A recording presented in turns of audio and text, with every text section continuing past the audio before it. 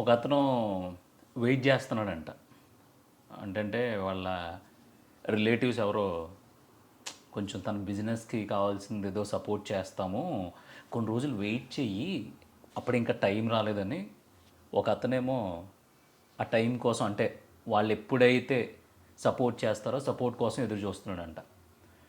ఇంకొక అతనేమో మా కమ్యూనిటీ వాళ్ళు, అంటే మా కులపోళ్ళు, వీళ్ళందరూ కలిపి కొత్త కొత్తగా ఎవరైతే బిజినెస్ ఐడియాలతో, లేదంటే ఎదగాలనే తాపత్రయంతో, లేదంటే బాగా చదువుకుని పైకి రావాలనే కోరికతో ఉన్నారో వాళ్ళందరికీ అవకాశాలు ఇస్తున్నారంట. అది వచ్చే సంవత్సరం ఎప్పుడో ఉందని చెప్పేసి ఈ అవకాశం కోసం అదే కులానికి చెందిన బిలో మిడిల్ క్లాస్ వాళ్ళు అందరూ ఎదురు చూస్తున్నారంట. ఇంకోవైపు ఇంకొక 2 సంవత్సరాలు నాకు టైం పడుతుంది, ఈ 2 సంవత్సరాల్లో నువ్వు కూడా సెటిల్ అయిపో, 2 సంవత్సరాల తర్వాత చూద్దాంలే అని ఒక అమ్మాయి అబ్బాయితోని, అబ్బాయి అమ్మాయితోని చెప్తే వీళ్ళిద్దరూ ఒకరి కోసం ఒకరు వెయిట్ చేస్తున్నారంట. సో ఇదేమీ ఎక్కడో బుక్లో రాసింది కాదు, లేదంటే కథ కాదు, ఇది రియల్గా జరిగిందే. నాకు ఈ 3 డిఫరెంట్ మెయిల్స్ వచ్చినాయి అనమాట. వేరు వేరే మెయిల్స్ నాకు వచ్చినాయి. దాంట్లో ఫస్ట్ మన కమ్యూనిటీ, మన కులం, ఇలాంటి రోత రొట్ట మేదేసుకుని తిరిగామనుకో, వాళ్ళు ఎప్పటికీ మన దరిదాపుల్లో కూడా కనిపించరు. ఎందుకంటే నీకు ఒక చిన్న టెస్ట్ నువ్వు చెక్ చేసుకుని చూడు.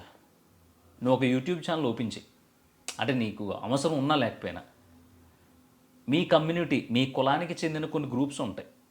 So and so group, so and so group అని మీ కులానికి సంబంధించిన గ్రూప్స్ ఉంటాయి కదా.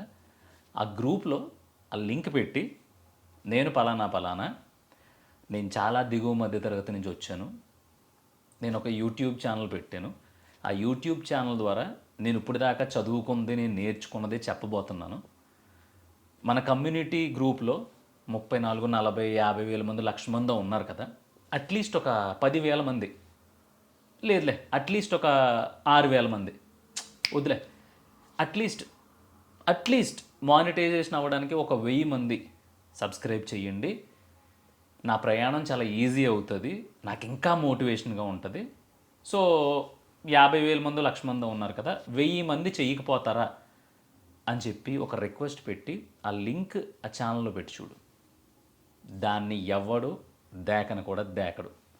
దాంట్లో 30,000 మంది ఉన్నా, 40,000 మంది ఉన్నా, 50,000 మంది ఉన్నా, 1,00,000 మంది ఉన్నా, ఇది ప్రాక్టికల్గా నువ్వు చెక్ చేసి ఒకసారి పెట్టే, చెక్ చేయక్కర్లేదు, పెట్టేసి ఇది నాది, నేను ఎదగాలనుకుంటున్నాను, నేనేంటో పొటెన్షియల్గా ప్లాన్ చేసుకున్నాను అని చెప్పి ఒక లింక్ పెట్టి దాంట్లో ఒక్కడు కూడా దేకడు. ఆ 1000 అన్నావు చూసావా, కనీసం 20-30 మంది కూడా సబ్స్క్రైబ్ చేయరు. మహా అయితే 100 మంది చేస్తారేమో నీ రోత భరించలేక, అంతకు మించి నిన్ను ఎవడో దేకడు. 50,000, 1,00,000 మంది ఉన్న నీ కులపు గ్రూప్లోనే నిన్ను దేకకపోతే ఇంకా నువ్వు ఆ కులాలు రొట్ట అంతా మీద వేసుకుని ఆ దరిద్రాల చుట్టూ తిరగడం నీకు ఎందుకు గురు? నీకు ఎందుకు అని వాళ్ళు దేనికి రెస్పాండ్ అవుతారంటే, గ్రూపుల్లో ఎవరైనా ఓ చేపల కూర వండి పెట్టినా, లేదంటే ఎవరైనా ఓణీ ఫంక్షన్ల ఫోటోలు పెట్టినా, లేదంటే వన భోజనాలు పెట్టుకున్నా, లేదంటే ఏదో సంక్రాంతికి గ్యాదర్ అయ్యి ఒక 10 మంది నుంచుని కోడిపందాల దగ్గరికి వెళ్ళినా, ఇలాంటి పనికి మాలిన చెత్త అంతా పెట్టుకుని దానికి మళ్ళీ కామెంట్లు, చేపల కూర ఎంత ఎర్రగా ఉందనో ఒకడు. నవ్వు వస్తుంది నాకు. ఓనీ ఫంక్షన్లో అదేంటి వెనకాల డెకరేషను ఎక్కడిచ్చారు, చాలా బాగుంది, నాకు కూడా కాంటాక్ట్ పంపించింది, నెక్స్ట్ మంత్ మా ఇంట్లో ఫంక్షన్ ఉంది చేయించుకోవాలని ఇంకొకటి. ఇలాంటి రొట్ట క్వశ్చన్లు తప్ప అక్కడ సపోర్ట్ చేసేవాడు ఎవడో ఉండడు. ఇది చిన్న ఎగ్జాంపుల్ కోసం మాత్రమే యూట్యూబ్ లింక్ అనేది. మిగతాది నీ చదువుకు సంబంధించి, నీ అవకాశానికి సంబంధించి, నీ ఎదుగుదలకు సంబంధించి, నీకొక పుష్ ఇవ్వడం గురించి కూడా ఎవడో రాడు. కమ్యూనిటీ, సొంత కులం కోసేసుకుంటారు కదా కులాల్లో, అది ఇది అని. ఈ రియలైజేషన్ నీకు ఎప్పుడు వస్తుందంటే, నువ్వు కసిగా ఒక దాని గురించి పరిగెడుతున్నప్పుడు. అలా పరిగెట్టినప్పుడు నీ చుట్టుపక్కల ఉండేవాళ్ళు దానికి సంబంధించిన వాళ్ళు అయి ఉన్నప్పుడు, అలా సంబంధించిన వాళ్ళు అయ్యి ఉండి కూడా నువ్వు అంత కసిగా పరిగెడుతున్నావు అని తెలిసినా కూడా మినిమం ఒక చిన్న కన్సర్న్ ఉండదు చూసావా నీకు, నిన్ను పట్టించుకోరు చూసావా, నువ్వు పదే వాళ్ళని కలిసినా సరే నిన్ను చెయ్యి పక్కదోబే అని గెంటేస్తారు చూసావా, అప్పుడు తెలుస్తుంది. ఈ లోపల ఏముంది, టైం అంతా బొక్క. ఒకవేళ నువ్వు ఆ స్టేజ్లో ఉండుంటే దయచేసి ఇలాంటి రొచ్చుల్లోకి రోతల్లోకి దిక్కవు. కమ్యూనిటీ గ్రూపుల్లో ఉండడాలు, కమ్యూనిటీ యాక్టివిటీస్ చేయడాలు, లేదంటే మా కొలపడే రా, మా కొలపడు మా ఊడే, ఇలాంటివి వద్దు. మన కులపోడు అని ఒకటి పైకి వస్తే ఆడిని పైన పెట్టి ఆడి చుట్టూ చప్పట్లు కొట్టేవాళ్ళే తప్ప ఆడిలాగా మన ఇంట్లో ఒక పర్సన్ని తయారు చేద్దాం అనేవాళ్ళు ఎవరూ ఉండరు. ఏ కులమైనా తీసుకోండి, ఏ కమ్యూనిటీ అన్నా తీసుకో. ఆడు నానా సంఖ్యలో నాకి కింద మీద పడి దొల్లి అది చేసి ఇది చేసి ఏదో చేసి మతలబ్ చేసి గొప్పోడైతే ఆ తర్వాత వీళ్ళందరూ వస్తారు. ఈ గొప్పోడయ్యే ప్రాసెస్లో ఆయన అందరూ పిచ్చిన గుడిలో చూస్తారు. ఇది నిజం. ఫస్ట్ ఫ్యాక్టర్ అయిపోయింది కదా. సెకండ్ ఫ్యాక్టర్, వాళ్ళ బంధువులు వాళ్ళునంట. అంటే ఒక ఫ్యామిలీ ఉంది, కొంచెం సెటిల్ అయింది, బాగా బిజినెస్లు అవి చేస్తున్నారు. సో వాళ్ళ పిన్నో, లేదంటే వాళ్ళ పెద్దనానో, లేదంటే వాళ్ళ చిన్నానో, వాళ్ళ మామయ్యో, ఇంకొక చిన్న ఫ్యామిలీ ఉంది. వాళ్ళు ఏంటంటే నాకు తెలిసి బిలో మిడిల్ క్లాసు. పాపం ఏదో ఇంట్లో పిల్లలిద్దరూ కొంచెం తెలివైన వాళ్ళు కదా, వీళ్ళ దగ్గర పెడితే రేపు పొద్దునాళ్ళు దేంట్లో దాంట్లో చిన్న చితక దాంట్లో వేస్తే సెట్ అయిపోతారు అని చెప్పేసి ఈ చిన్న ఫ్యామిలీలో పేరెంట్స్ ఈ పెద్ద ఫ్యామిలీ చుట్టరికం ఏదైతే ఉంటుందో బాగా దగ్గర చుట్టరికం వీళ్ళ దగ్గర తీసుకెళ్ళి వీళ్ళ పిల్లల్ని పెట్టడం, లేదంటే వీళ్ళింట్లో ఉండే పెద్ద అయిన వాళ్ళ దగ్గర పని చేయడము, లేదంటే ఏ పని చేసినా సరే ఈ ఫ్యామిలీ ఏ నిర్ణయం తీసుకోవాలన్నా సరే ఈ దిక్కుమాల ఫ్యామిలీ దగ్గరికి వెళ్ళి ఇలా చేస్తున్నాం బాగానే ఉంటుందని చెప్పడం. ఇది గనక మీ ఇంట్లో ఎవడు ఫాలో అవుతున్నా సరే వయసుతో సంబంధం లేదు, నుంచోబెట్టి కడిగి కంపలమే పోసాయి. అంటే మా సైడు ఉతికారేసాయి అంటే కొట్టడాలు కాదు, జ్ఞానబలు వెలిగేలా దబ్బులు పెట్టడం, అవసరమైతే బూతులతో సహా. ఆ ఎదిగే ఫ్యామిలీ ఏదైతే ఉందో వాళ్ళు ఇంకెంత ఎదగాలనే ఆ తాపత్రయంలో ఉంటారు తప్ప నిన్ను తీసుకెళ్ళి వాళ్ళ స్టేజ్లో కూర్చోబెట్టుకోవాలి అని ఎవరో అనుకోరు. అనుకునే అంత ఖాళీ కూడా వాళ్ళకి ఉండదు. ఆగు, కంగారే ఉంది, చేద్దాం, ఇదే కదా అది మీ ఊడిది ఉద్యోగమే కదా, ఎంతసేపు 5-6 నెలల్లో అయిపోద్దండి. రెండోసారి అడుగుతావు, అరే మర్చిపోయాను రే, వెంకటేశ్వరుడు ఇప్పుడు మా పృథ్వీగడు ఉన్నాడు కదా, వీడిది కొంచెం చూసి పెట్టి అయిపోద్ది. రెండోసారి అయిపోయింది. మూడోసారి మా ఊడు వెంకటేష్ గడు చెప్పాను చెప్పలేదా ఒకసారి, రా అమ్మ పృథ్వీగడు చెప్పాను కదా ఏమైంది, నాటకాలు ఆడుతున్నాయండి చూడు కొంచెం మావాడాడు, అయిపోయింది. నాలుగోసారికి మనకు సిగ్గు వచ్చేద్ది ఆటోమేటిక్గా. ఏమని, అయ్యో ఈడు మనల్ని తిప్పించుకుంటున్నాడు, ఆడికి 1,00,000 పనులు ఉంటాయి, దాంట్లో మనం కాకిరెట్ట కూడా దాన్ని ఏమంటారు పిచ్చికి రెట్ట అంతా, ఈ రెట్లో మనం ఎక్కడ కనిపిస్తామని చెప్పి మనకి సిగ్గేసి తిరగడం మానేస్తాం. పోనీ దీంతో ఆపేస్తామా, ఆపం. ఏదో స్థలం గొడవ, పొలం గొడవ, ఫ్యామిలీ గొడవ ఏదో వస్తాం, మళ్ళీ ఆడి దగ్గరికి వెళ్తాం. ఆడు మళ్ళీ తిప్పిస్తాడు. అప్పుడు జ్ఞానోదయం అవుద్ది. ఓహో వాళ్ళు పెద్ద మనుషులు ఒకటే అనమాట, మనం అనవసరంగా తిరిగినట్టున్నాం అని. పోనీ అక్కడితో ఆపుతామా, మళ్ళీ ఇంకోటి పట్టుకెళ్తాం. ఈసారి ఏంటి, ఈ ఏదో పరిస్థితి బాగోలేదు, ఒక అప్పు కోసం, అరువు కోసం, ఇంకో దానికోసం. సో ఇక్కడికి వచ్చిన తర్వాత డబ్బులు మ్యాటర్ ఎంటర్ అవుద్ది కాబట్టి, అంటే ఇప్పుడు అడిగావు కానీ పృథ్వీ కొంచెం టైట్లో ఉంది, అది బిజినెస్లో అవి బాగోలేదు, నీకు తెలియందే ఉంది అంటారు. పైగా ఇక్కడ ఇంకో చిత్రాలు ఏముంటాయి తెలుసా, మనం వాళ్ళ దగ్గర డబ్బులు సాయం తీసుకునేది ఎలా ఉన్నా ఒక్కోసారి మన దగ్గర నుంచి వాళ్ళు తీసుకుంటారు. పలానా ఎవడో ఇస్తా అన్నాడు రా, కొంచెం వాడికి డబ్బులు పంపి నీకు తర్వాత ఇస్తాను అంటాడు. మనమేంటి, ఈ కింద ఉండే ఫ్యామిలీ, అచ్చి బాబు ఇంత పెద్ద ఫ్యామిలీ వాడు మనల్ని డబ్బులు అడిగాడంటే అసలు మనం ఎంత గొప్పలు అని మనకు అర్థం వచ్చేసి అన్నీ వచ్చేసి డబ్బులు ఇచ్చేస్తాం. ఆ తర్వాత ఇచ్చిన డబ్బులు నీళ్ళని అడుక్కోవడానికి మనం వేసే స్టంట్లు ఉంటాయి చూసావా, నాకు తెలిసి ఏ ప్రాణి పేరు పెడితే బాగుంటుంది, బురదలో దొల్లే పంది, అది కూడా బెస్టే మన మీద. అంతకంటే దారుణమైన తిప్పలు ఉంటాయి. మనం నోరు తెరిచి అవతలని డబ్బులు అడగలేము, అడిగితేనేమో ఆడేలా చూసి ఎన్నిసార్లు మనం సాయం చేసి ఉంటాం. ఒకసారి ఏదో పొరపాటు మనం ఊళ్ళో లేనప్పుడు ఏదో 10 రూపాయలు ఇచ్చాడని చెప్పి ఎన్నిసార్లు అడిగేస్తున్నాడో చూడు అని చెప్పి మనం ఏదో ఆడి ఆస్తి మొత్తం దొబ్బేసినట్టు, మామూలు ఎక్స్ప్రెషన్స్ కాదు, ఆడి సిరాగా వచ్చేద్ది, అలా పెడతాడు. ఇక తెర అంతా అయిపోయింది కదా, ఇంకొక లాస్ట్ కథెర.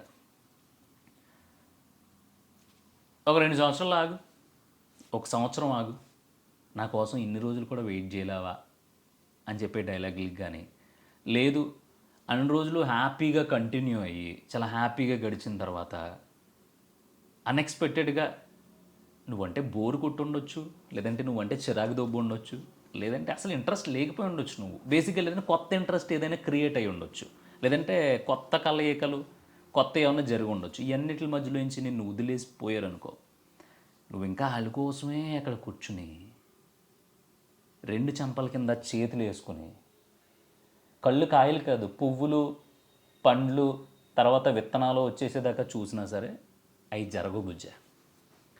ఒకసారి బ్రేకప్ అంటే ఏంటంటే బేటలో వచ్చేసిన తర్వాత దానికి ఎన్ని ప్లాస్టింగ్లు చేసినా, ఎంత సిమెంట్ పెట్టినా, ఎంత కొత్త టెక్నాలజీ వాడినా సరే బొక్కలాగే ఉంటుంది తప్ప పోడదు. కొత్త గోడే బొక్కెట్టిన కూడా అర్థమైందా? వాళ్ళ కోసం అలాగే కూర్చుని గాల్లో చూసావనుకో, ఉన్న జుట్టు ఊడిపోద్ది, మెరిసిపోద్ది. తర్వాత నువ్వు దేన్నన్నా చూసినా లేదంటే నిన్ను ఎవడన్నా చూసినా సరే బేసిక్గా వాళ్ళకి మూడు రాదనమాట. అప్పుడు ఏం చేయాలి? దొరికిందంతా సరిపెట్టేసుకుని గుడ్డిదో నడిదో అన్నట్టు జీవితం అలా చేసేయాలి. సో ఈ 3 పాయింట్లు మన కులపోళ్ళని కానీ, మనోడే మన ఫ్యామిలీయే అని ఒక గొప్ప ఇంటి దగ్గర నువ్వు సాయం కోసం వెళ్ళేటప్పుడు కానీ, లేదా మనల్ని వదిలేసి వెళ్ళిపోయారు మన పరిస్థితి ఏంటని కానీ నువ్వు అలాగే ఉండిపోయి ఆ సాయం కోసం, ఆ మాట సాయం కోసం, ఆ మనిషి సాయం కోసం 3 పాయింట్లు ఉన్నాయి. ఒకటి, మన కమ్యూనిటీ అని చెప్పి వాళ్ళ సాయం గురించి వాళ్ళు మన వెనకాల వచ్చేస్తారు గుడ్డలు లేకుండా ఎగేసుకుని అనుకుంటారు, నీ తప్పు. రెండోది, మా ఓడే, మా పెద్దనానే, మా మామయ్య, మా చిన్నానే, మా పిన్ని, మా అత్త తొక్క తోటకూర అని మన ఫ్యామిలీలోనే కొంచెం బాగా బలిసి సంపాదిస్తున్న ఫ్యామిలీ కోసం వాళ్ళు ఏదో మనకు చేసేస్తారని వాళ్ళ వెంట నువ్వు పడ్డా కానీ, లేదంటే వదిలేసి వెళ్ళిపోయారు అసలు రీజన్ చెప్పలేదు, అసలు వస్తారో తెలియదు అనుకునే వాళ్ళ కోసం నువ్వు వెయిట్ చేయడం కానీ, ఇవన్నీ కేవలం నీకుండే ఎమోషనల్ థాట్స్, నువ్వు ఉండే ఎమోషనల్ స్టేజ్ వల్ల జరుగుతున్నాయి తప్ప ఇవి జరిగే పనులు కాదు. నేను చెప్పిన ఈ 3 ఏది నీకు అబద్ధం అనిపించినా సరే మనం మళ్ళీ మాట్లాడుకుందాం దీని గురించి. ఎందుకంటే నాకు లిటరల్గా దీంట్లో ప్రతి దాంట్లో నేను ఒక ప్రాబ్లం ఫేస్ చేశా, విపరీతమైన ప్రాబ్లము. ఇక్కడ ఎవడో మనల్ని గుర్తించడం, ఎవరిలో మనల్ని పట్టించుకోరు, ఎవరిలో మన కోసం వెయిట్ చేయరు. నువ్వు అనుకుంటున్నావు అంతే, నా కోసం వాడు వెయిట్ చేస్తాడు. ఇప్పుడు చిన్నప్పుడు అది స్కూల్కి వెళ్తామంటే అమ్మ 9 స్కూల్ అయితే ఆడు ఫాస్ట్గా రెడీ అయిపోయి మన ఇంటికి వచ్చేసరే అబ్బా రా వెళ్దాం టైం అయిపోయిందని చెప్పేసి ఇద్దరూ కలిసి వెళ్ళేది ఎప్పటి వరకు 8th 9th దాకానే. మళ్ళీ 10th క్లాస్లో కూడా ఎవడో ఆగడు. 10th క్లాస్లో ఆడు వస్తాడని నువ్వు వస్తావని ఆడు ఆగి క్లాస్కి లేట్గా వెళ్ళారంటే పబ్లిక్ కాబట్టి ముడ్డి పాల్గొడతాడు మాస్టర్. అందుకని స్నానం చేసామా, పరిగెట్టేసామా, ఫాస్ట్గా వెళ్ళిపోయామా అన్నట్టు మొదలవుద్ది. అది 10th నుంచి మొదలయ్యి ఉద్యోగాలకు వెళ్ళేసరికి ఫ్యామిలీస్కి వచ్చేసరికి ముదిరిపోద్ది. ఇక్కడికి వచ్చిన తర్వాత ఇంకెవడ పరుగు ఆడితే ఎన్ని రోజులు ఆగుతారు నీ గురించి? నేను చెప్తున్నాను కదా, నేను ఒక బిజినెస్ స్టార్ట్ చేశాను, ఈసారి నుంచి మీరు నా దగ్గర కొనండి, నేను మంచి ప్రైజ్కి ఇస్తాను మన గ్రూప్లో ఉన్న వాళ్ళందరికీ అని మీ కమ్యూనిటీ గ్రూప్లో ఒక పోస్ట్ పెట్టు. ఒక్కడంటే ఒకడు కొండ నీ దగ్గర. నువ్వు మోసగడివి కాదు, నీ గురించి బాగా తెలుసు, నువ్వు పైగా వాళ్ళ బ్లడ్ అంటే వాళ్ళ కులం నువ్వు. అలా అని చెప్పేసి ఏదో మొదలు పెట్టావు ఇదివరకు ఎక్కడో ఇంకొకరి దగ్గర తీసుకునేది మానేసి నీ దగ్గర నీకు ఒక అవకాశం ఇవ్వచ్చు కదా. నువ్వు క్యాటరింగ్ బిజినెస్ మొదలెట్టావు ఫర్ ఎగ్జాంపుల్, సరే మన కులప్పుడే కదా రే జాతిగా వడ్డించరా, నువ్వు ఇది ఒకటి చేసి పెట్టావు అంటే మనకు చాలా ఇది వస్తుందని ఎప్పుడైనా ఛాన్స్ ఇవ్వడం చూసావా? ఇవ్వరు. ఇలాంటి ఛాన్స్లు ఎవరు ఇస్తారంటే అన్ఫార్చునేట్గా మన లైఫ్లోకి వచ్చిన వాళ్ళు, అన్ఫార్చునేట్గా మనకు పరిచయం అయిన వాళ్ళు, మనకి ఎవడో తెలియక రీసెంట్ కలిసిన వాళ్ళు ఉంటారు చూసావా, వీళ్ళ దగ్గర నుంచి అవకాశాలు పడతాయి తప్ప దీన్ని ఎలా చెప్పాలో కూడా నాకు అర్థం కావట్లేదు. నేను చాలామందిని చూసా ఇలాంటి హోప్స్ పెట్టుకుని బిజినెస్లు పెట్టేసి, ఇలాంటి హోప్స్ పెట్టుకుని వాళ్ళు చుట్టూ తిరిగి వాళ్ళకి పాలేరుతనం చేసి చివరికే నీ అమ్మ ఇన్ని రోజులు వీడి చుట్టూ తిరిగి టైం బొక్క అని జ్ఞానోదయం అయ్యి కొత్తగా మొదలుపెట్టిన వాళ్ళు ఎంతమందిని చూశాను నాతో పాటు. అందుకే నేను చెప్తున్నా, బలిసున్నోళ్ళు కొంపల చుట్టూ తిరక్కండి, సహాయం కోసం మాట సాయం కోసం అసలే తిరక్కండి. ఎలా జరిగేది ఎలా జరిగేదాన్ని ఎవడో ఆపలేడు. ఇంకోటి ఏంటంటే మన కొలపోడు, మన సందులోడు, మన ఇంటి పక్కోడు, మా చిన్నాన్న ఇది ఎవడు రాడు. నీకు ఒకటి వచ్చిందంటే అది నువ్వు ఫేస్ చేయాలి, దాంట్లో నువ్వు అక్కడే ఉంటావు. గట్టిగా మాట్లాడితే మీ ఇంట్లో వాళ్ళందరూ కూడా వదిలిపడదొబ్బుతారు. ఇక ఫైనల్గా మనల్ని అన్వాంటెడ్ రీజన్తో, లేదంటే మనం నచ్చుకో, లేదంటే బోరు దొబ్బు టక్కుమని వదిలేసిపోతారు చూసావా, వాళ్ళ గురించి అసలు వెయిట్ చేయకండి. వాళ్ళు రారు, వాళ్ళు వచ్చినా నిలబడరు. ఎందుకంటే ఒకసారి బోర్ కొట్టేసావంటే లైఫ్లో ఇంకోసారి ఎప్పటికప్పుడు నువ్వు బోర్ కొడతావు ఖచ్చితంగా, దానికి గ్యారంటీ లేదు. సో ఈ 3 మెయిల్స్ నాకు వచ్చిన తర్వాత దిమ్మ తిరిగిపోయి ఒకసారి నేను ఒక 4-5 సంవత్సరాలు వెనక్కి వెళ్ళాల్సి వచ్చింది. ఎందుకంటే ఒక 3 to 4 years బ్యాక్ ఈ ప్రతి సినారియోలో నేను ఒకటి ఫేస్ చేశా. అందుకని చెప్తున్నా, స్ట్రాంగ్గా ఉండు, ఏది చేసుకున్నా నువ్వే చేసుకో. అవసరమైతే ఎవరినైనా అడగాల్సి వస్తే అవతల పర్సన్ మనకు వాల్యూ ఇస్తున్నాడా, మనం చెప్పేది వింటున్నాడా, మనం చెప్పేది చెవిని పెట్టుకుంటున్నాడా అనేది నీకు ఫుల్ క్లారిటీ ఉంటే మాత్రం జస్ట్ డిస్కస్ చేయి, అక్కడే తెలిపోద్ది వాళ్ళు ఏం చేస్తారనేది. కానీ అడుక్కోవద్దు, తిరగొద్దు, అర్జీలు పెట్టుకోవద్దు. అర్థమవుతుందా? క్లారిటీ వచ్చింది అనుకుంటున్నా. రాకపోతే ఇంకొకసారి చూడు, ఎందుకంటే ఇది 95% ప్రతి ఒక్కళ్ళు ఫేస్ చేసే స్ట్రగులే. అందుకే ఇంత టైం పట్టింది.